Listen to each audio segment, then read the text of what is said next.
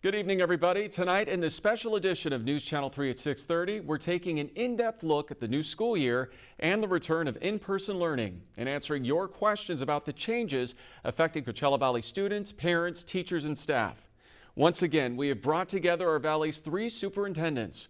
From the Palm Springs Unified School District, Dr. Mike Sweezy; from Desert Sands Unified School District, Scott Bailey; and from the Coachella Valley Unified School District, Dr. Luis Valentino. Thank you all for being here. All right, I'd like to start by asking each of you what students, parents, and staff can expect for the new semester. Besides mandated masking, what will be different in the classroom to protect from COVID? And also for elementary students who cannot get vaccinated at this point. Dr. Sweezy. Absolutely. We are so looking forward to welcoming back our students and teachers. In addition to masks being required for all students and all staff indoors, we're continuing with our in-depth cleaning procedures in all classrooms. Students this year will be able to take their masks off outdoors, which will be wonderful. I know our students and staff are looking forward to that. We will be maintaining plexiglass purely as an option. So each classroom will have some plexiglass dividers that teachers can choose to use, or individual students can choose to use those as well. We will back that up with really comprehensive contact tracing. So if there are any positive cases, we'll be able to determine very quickly if there was any exposure and if any COVID testing is needed.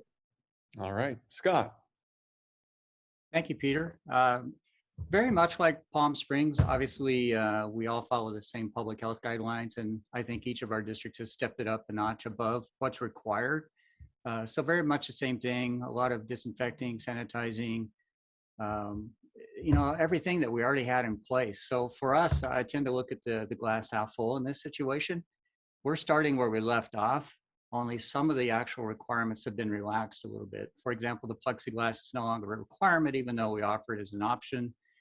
The masks don't have to be worn outside currently. That was a requirement earlier. And of course, I want to remind everyone we're subject to the prevailing public health guidelines at any given time. But for us, it's a continuation of what we've already done that proved to be a successful strategy in mitigating the spread of COVID. And Dr. Valentino. So for us, it's really about following exactly what my two colleagues just expressed. In addition to what we will be following, one of the things that we will do is lessen or lower the numbers in class sizes in TK3 down to 24, in grades 4th through 8 to 30, and in grades 9 through 12 to 32. And so that will allow us to create greater space between the desks and across students. The other thing would be, as the other two districts, our athletic practices and games will continue, and they will follow CIF guidelines to ensure that we keep them safe. Our programs and interventions will take place in person or after school programs, but they too will also follow the expected guidelines that we've put in place. All right. Moving on to testing and vaccines, we've seen new rules for healthcare workers where they have to be vaccinated or undergo regular testing for COVID. With the recent rise of cases here in Riverside County, are there any plans to do something similar at your school district, or what would it take for that to happen? All right, Scott, let's start with you this time.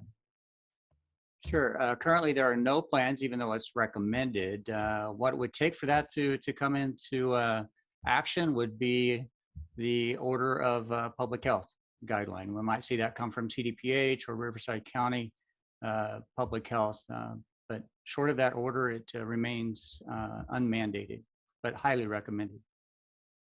All right, Dr. Valentino.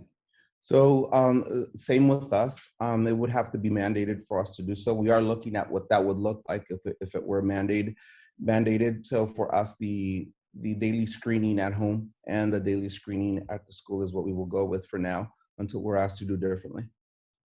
And Dr. Sweezy. Very similar to both of my colleagues, all three districts are also making the vaccine readily available. So we have lots of community partnerships where we actually are using some of our school district facilities to offer the vaccine to everyone who is eligible to be vaccinated. And very similar with testing as well. So We have testing available for staff and students all across our district, but again, that testing isn't required, but it is available for everyone. Following up on that, if cases do continue to rise as they are doing right now in Riverside County, what further action is your district prepared to take to ensure the safety of everyone? Dr. Valentino, let's start with you. So for us in the East Valley, maintaining safety is critical to our families, and they've made it very clear in multiple ways through surveys, direct conversations with parents and community members. And so making sure that we are able to keep them safe includes even closing down if needed gradually in locations where it is clear that it has become a concern and evolving into a big problem. Right now, we don't have that in place or plan to do so, but we are planning for it in case we need to do that. Dr. Sweezy. Yes, very similar to what Dr. Valentino has mentioned. One of the areas that we've really given a lot of attention over the summer is our contact tracing. So with more effective and efficient contact tracing, as Dr. Valentino mentioned, if we had to, we would look at closing individual classrooms, potentially a grade level at a school, or unfortunately, we hope we don't ever get there, having to close a whole school. But unlike what we did in March, the first time schools had a mandated closure, it would not be across the entire district, and it would not be a semi-permanent closure. So it would be very targeted and short term, and then we would be looking to invite students back as quickly as possible. And so those are some of the changes this school year for us as compared to previously. And let me ask you also, Dr. Sweezy, are things different for elementary students, considering that they still can't get vaccinated? Actually, they're not. So we're using all of the same precautions across all of our grade levels, including our early childhood education programs. And we would do the very same contact tracing and be in consultation with public health around any closures. We wouldn't ever make a decision to close a classroom or a school.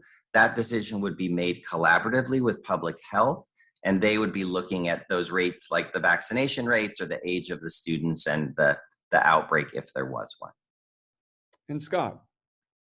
Very similar to Dr. Valentino, Dr. Sweezy's responses. We would cooperate with public health at the county level in determining any potential school closures. But I think the key is to mitigate potential spread in the classrooms by following these safety protocols and guidelines.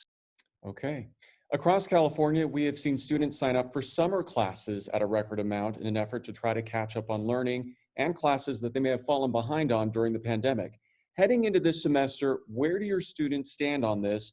And are your students caught up and on track to graduate on time? Dr. Sweezy. Well, we are going to do everything we can to ensure that every student is right where they need to be academically. The pandemic and mandated school closures didn't necessarily cause the same effect across all families or all students in our district.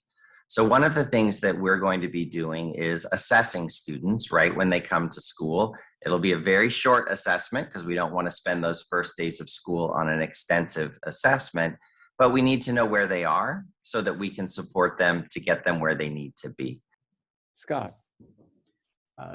Very similar approach. We've been very surgical, for lack of a better term, in reaching out to these students that needed additional support.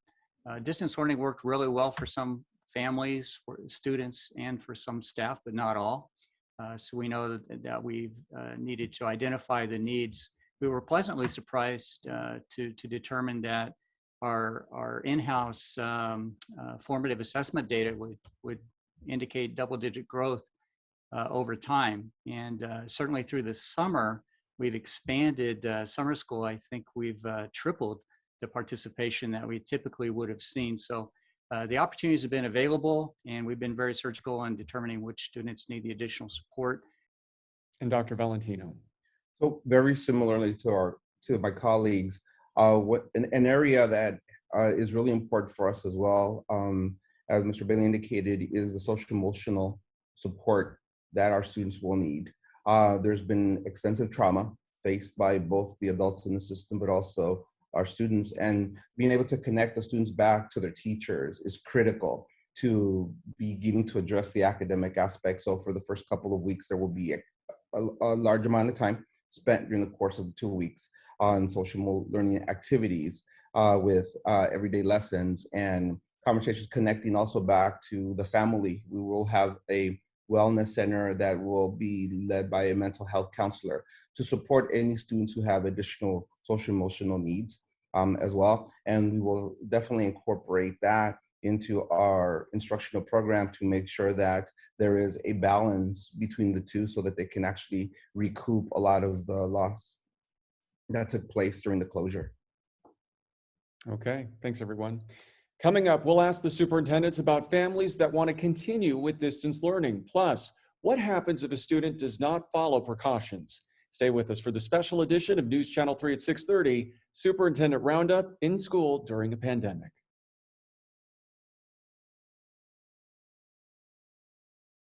Welcome back to this special edition of News Channel 3 at 6:30 with all three Valley superintendents. We're continuing to answer your questions about the new school year and the return of in-person learning. Focusing now on families that want to continue with distance learning, how does independent study work in your district? And can you tell us approximately what percentage of students in your district will be taking part in these study options? Dr. Sweezy. Well, we're very pleased to be offering 3 different options for families that do not want to return for full 5-day-a-week in-person instruction. So altogether, 4 different options. But those 3 options do include independent study as a main component. So right now, those 3 options that we have here in Palm Springs, we have our Desert Learning Academy, which is similar to a hybrid approach. Students come to school in person 1 or 2 days a week, and then they work independently the rest of the time, always in touch with a credentialed teacher. For our elementary age students, we are doing an online synchronous instruction virtual learning academy. And then for our secondary students, we're doing a more traditional independent study approach, but that is also online. And currently, we have approximately 2 to 3% of our students who have chosen those options. So among those 3 options, looking at grades, kindergarten through 12th grade, right now that number is at about 500 to 600 students who will look for an alternative to coming back to school 5 days a week in person. Scott. The emergency resolution or legislation that prompted the distance learning during the heat of the moment of the pandemic last year has expired. There is new legislation that requires school districts to offer independent study. Now, Desert Sands specifically already had an independent study program, so we are expanding that program to meet the new requirements under the legislation. We also have had for a long time a homeschool option. All this information and these options can be located on our district website under quick links if persons are interested in pursuing one of those educational opportunities outside the traditional setting. And Dr. Valentino. So unlike the districts my colleagues lead, Coachella Valley Unified School District has not invested a great deal of time thinking about distance learning, preferring instead to focus on making sure that all students attend school. The pandemic has really taught us a lesson about the need to provide greater choice. And so following the legislation that Superintendent Bailey referred to, we're putting in place a program that will provide them with the opportunity to participate in both synchronous and asynchronous instruction. However, our belief really is that our students need to be on our campuses in front of our teachers. However, as you know, the distances within the boundaries of Coachella Valley are so broad and wide that is essential that we provide that option and strengthen it as we move forward to make sure that the loss that they experienced in the pandemic, with in some cases not full internet access, as they have been addressed, will provide the students with the academic support they will need. All right, moving on. If a student does not follow precautions, for example, they refuse to wear a mask, the state has left it up to the school districts to enforce it. So, what does your district have planned? And what will the district do to ensure that those students don't end up falling behind? Scott? Yes, thank you for the question, Peter. Again, our district has been slowly moving back to in-person full-time instruction beginning March of last school year. We moved up into May with 4 day per week for all students that wanted to be on campus. So obviously masks were required then, and masks will continue to be required. We've been very happy to see that students were able to comply with the mask mandate. I will say that if there's any type of a health concern, certainly in the independent study, the homeschool program that we offer here in the district are viable alternatives should a parent make that choice on their own. Dr. Valentino. So we too will require that masks be worn indoors at all times, with exceptions, and then there will be those face guards um, based on medical condition or disability. And we will make the disposable masks available in classrooms for teachers to make available to students.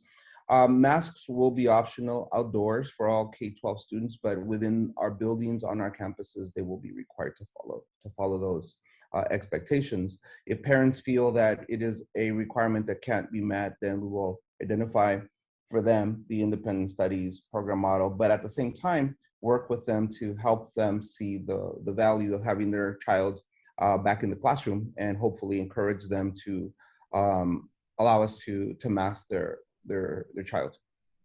And Dr. Sweezy. Well, as Superintendent Bailey mentioned, that responsibility and standard of care is very high. It's something that all of us take very seriously, as well as our school boards. So we are here to ensure really the physical and mental health and well-being of our students, and to help them improve academically and master those challenging grade level standards. The very best way to do that, as Dr. Valentino said, is in person with a dedicated teacher and classified staff. And in order to do that, students and staff will be required to wear masks. That is the current public health mandate. That is the safest thing to do, and that's what we will be doing here in Palm Springs Unified. If for some reason a student or family do not want to wear a mask, then we'll go back to those options that I mentioned earlier. Again, the whole time encouraging students to take advantage of this incredible in-person learning opportunity. And in order to do that safely, we will be requiring masking indoors, with those medical exceptions, of course. All right, Governor Newsom has touted this year's state budget having an unprecedented amount going to schools, which includes free meals for students. Do you feel your district has the necessary funds to handle this upcoming school year with costs for testing and independent study options? And what, if anything, does your district still need?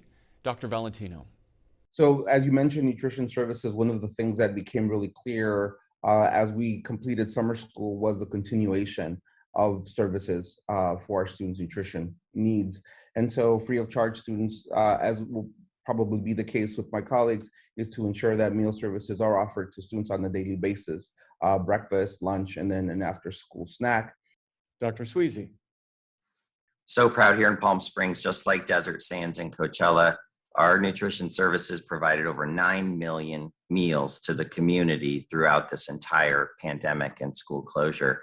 And we're committed to continue to do that. And we appreciate that there's some additional funding flexibility to do the things that our families need.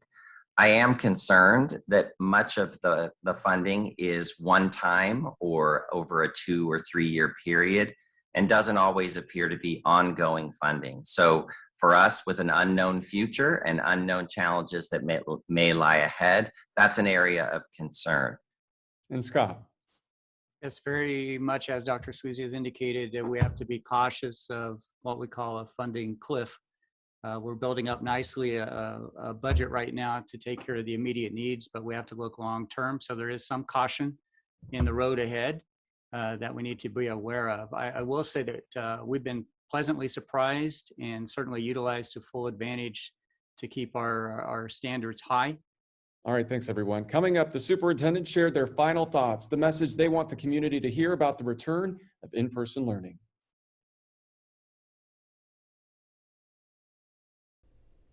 Welcome back to this special edition of News Channel 3 at 6:30. Before we go, I'd like for each superintendent to share their final thoughts on the new school year. What does everyone need to know when it comes to how your district is handling the return of in-person learning? Dr. Sweezy. Thank you, Peter. We are so excited to welcome back our students, families, and staff to the campuses this week, this first week of August. We are here for all of you. You're very important to us, and we want you to know that we've done everything possible to plan for your safe return, to make your classrooms highly engaging, and we can't wait for you to see your teachers and see your friends. Scott. As our Sand Unified School District family of educators, very much look forward to greeting our students on day one, which for us is August 18th. We're going to do our best to provide a safe learning environment. At the same time, we ask for your continued cooperation and commitment in providing that safe learning environment as our students return to in-person learning. We're very much in a human business, and our fabulous staff here in the Desert Sands are eager to have that first day interaction. And Dr. Valentino. So we too look forward to continuing to serve our school communities. We promise to support our students, staff, and families by providing constant communication, remaining transparent with our health data, and providing education and guidance on health and safety matters.